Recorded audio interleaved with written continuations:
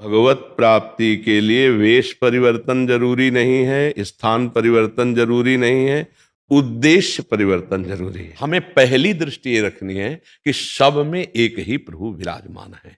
जड़ चेतन जग जीवजत सकल राम में जाने, या जड़ चैतन्य कछु नहीं दिखत, जहां दिखत ता श्याम खड़े। राम कहो, श्याम कहो, ब्रह्म कहो, वासुदेव कहो, तो एक तत्व। ये जीवन ऐसे नहीं प्रकाशित भगवान के मार्ग का होता है। अपने आप को मिटा दे, अपनी हस्ती को, महत्व को मिटा दिया जिसने, वो उस बड़ा कठिन मार्ग है। भगवान की गुरु की कृपा से ही चला जाता है। तो ये बढ़िया है।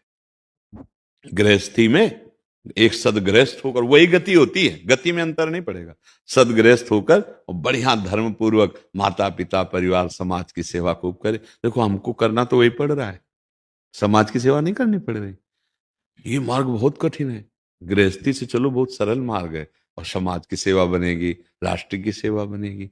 अगर एक आदमी को सुधार दिया जाए तो हम राष्ट्र की सेवा कर ली।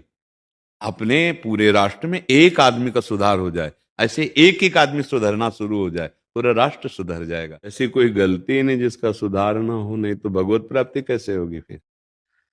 ऐसी कोई गलती नहीं जिसको हम नष्ट न कर सकें। अगर ऐसा ना होता तो भगवत प्राप्ति हो ही नहीं सकती, फिर तो मनुष्य जीवन व्यर्थ चला जाएगा। नहीं, पहली बात तो दिमाग में बैठा लीजिए कि ऐसी कोई गलती नहीं जिसको हम नष्ट ना कर सकें। उसको नष्ट करने के लिए उस कोटि का भजन चाहिए, क्योंकि एक मार्ग है जिसमें सब कुछ विस्मृति हो जाए, केवल अखंड भगवत स्मृति, अन्य स्मृति। जब स्मृति ही नहीं अन्य बची तो सत्ता अन्य की क्या। यह है भगवत प्राप्ति का मार्ग। तुम जो व्यवहार कर रहे हो वो तुम्हारी पूजा है। वह धर्म पूर्वक करना, अपने पद के अनुसार, अपने व्यक्तित्व के अनुसार, अपने धर्म के अनुसार, और वो प्रभु को अर्पित कर देना, वही तुम्हें भगवत प्राप्ति करा देगा। ये भागवत धर्म है। कर्म योग, ज्ञान योग, अष्टांग योग, भक्ति योग, इन सब का फल भगवत प्राप्ति है।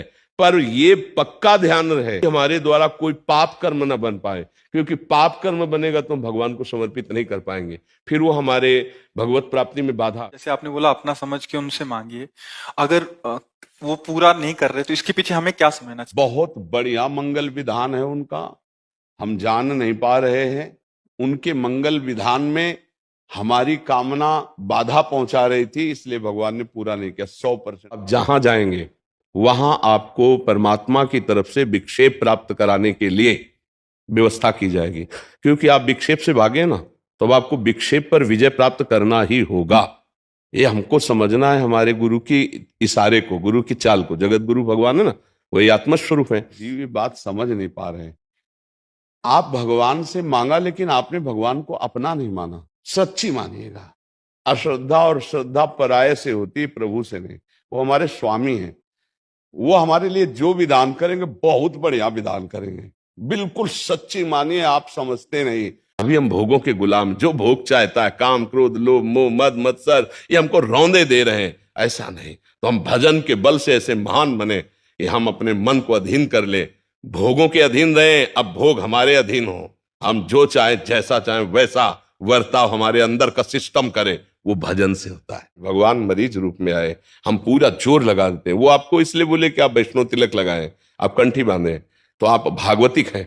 भागवतिक है, इसका मतलब आपका उत्तर भागवतिक ही जाना चाहिए आपके पास, जिसमें आपको भगवान की भी प्राप्ति होगी और धन की भी प्राप्ति होगी और आनंद भी है। एक बोलो कि ये मिल जाए तो मैं बिल्कुल निश्चिंत हो जाऊंगा और आज से कोई कामना नहीं करूंगा। बोलो, कोई एक बात बोलो। नहीं बोल सकते, क्योंकि एक के साथ हजारों बातें लगी हुई हैं।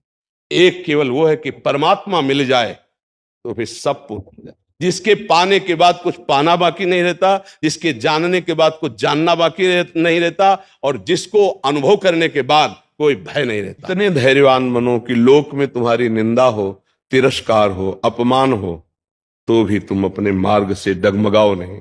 इतने धैर्यवान बनो कि परिवार तुम्हें छोड़ दे, तुम्हारे शरीर की दुर्दशा है, रोग ग्रसित है, कोई पानी देने, तो भी मेरी हिम्मत नहीं टूटेगी। हम बोलेंगे राधा राधा राधा राधा राधा।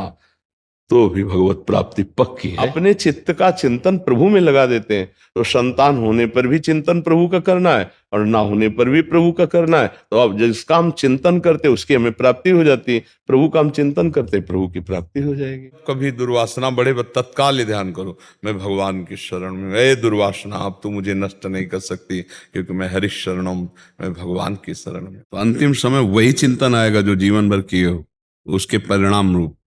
तो हम लोग जैसे भगवान की शरण में हैं, भगवान का भजन करते हैं। अब उस कोटि का भजन नहीं है कि हम कोई सिद्ध हो गए हों या भगवत साक्षात्कार हो गया हो, तो अंतिम समय फिर भगवान उसका उद्धार। संतों के वचनों से बुद्धि का परिवर्तन होता है, उसमें गुरु कृपा, भगवत कृपा, भजन बल, तप बल सब एक साथ लगता है, तब जाकर के सामने वाले की बुद्धि बदलती कि भाई हम जब से सुना तब से मांस छोड़ दिया, मदिरा छोड़ दिया, गंदी बात छोड़ दी भजन की। तो ये ऐसे नहीं होता है, ये भगवान के बल से होता है, भगवत बल से होता है। सब साधनों के जितने भी साधन है, संसार का चिंतन छूट जाए, राग द्वेष छूट जाए और भगवान से प्रेम हो जाए, उसे आत्मरति कहते हैं, उसे ब्रह्मरति कहते हैं, परमात्मरति कहते हैं, श्री कृष्ण रति कहते हैं। अपनी अपनी भावना के अनुसार पर रति होनी चाहिए आत्मस्वरूप प्रभु में।